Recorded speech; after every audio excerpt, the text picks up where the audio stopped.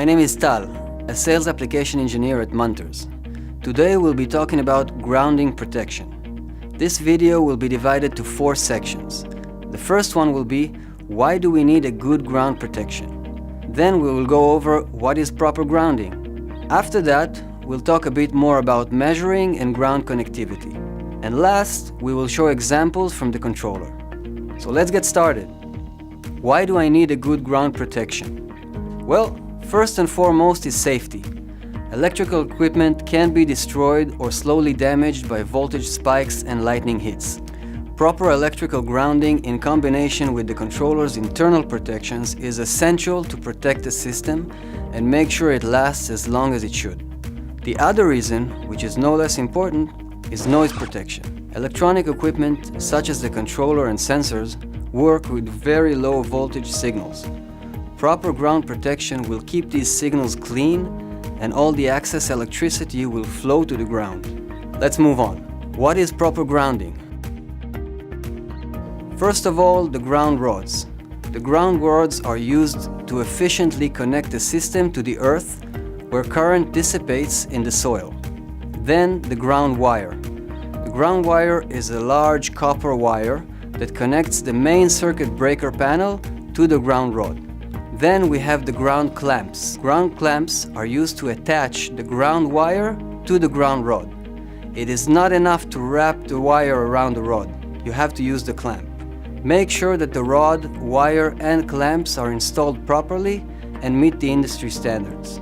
After we connect everything, we need to measure the ground connectivity. Ground connectivity must be measured at the controller's ground wire. This is very important.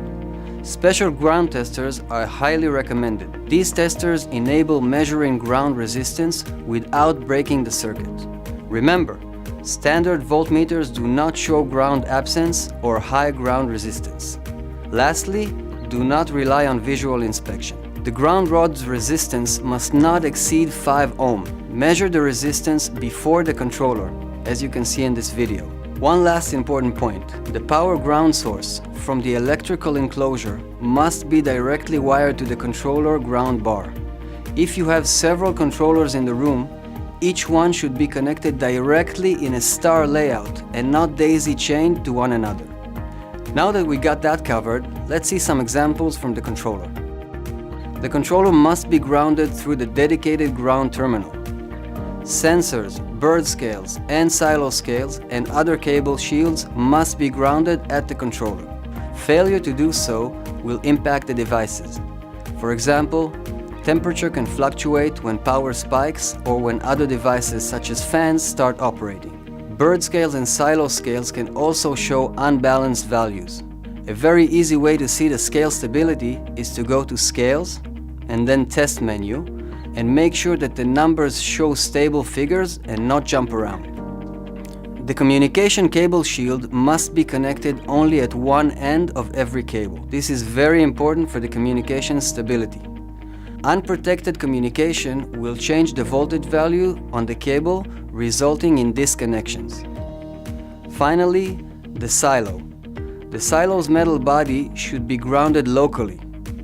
Don't forget, some external devices, such as solar panel inverters or frequency drivers that are used for variable speed fans, might inject noise to the power line. Country regulations mandate filtering systems for such equipment, so be sure to insist on such filters. The filter specifications is provided by the equipment manufacturers. For more information, please visit our website and search for "How do I ensure proper grounding?" Some areas do not have a stable power grid. Other places may have more lightning storms. For areas like these, we provide some devices that reduce the risk of damage and provide a stable power source. There are 3 types of lightning protection and stability devices. The first one is RPLP1, Power Line Protection. This device is designed to be installed in front of the controller in order to protect the controller in case of lightning strike. Then we have the RIT50, which is also a lightning protector. but its main objective is to isolate the controller from electrical spikes and is highly recommended for areas that do not have a stable electrical infrastructure. Last but not least is the RCLP1, Communication Line Protection. This device is connected in front of the controller and protects the controller from lightning hits that may insert through the communication cable. Having these small protection devices can save a lot of money in case of lightning strike.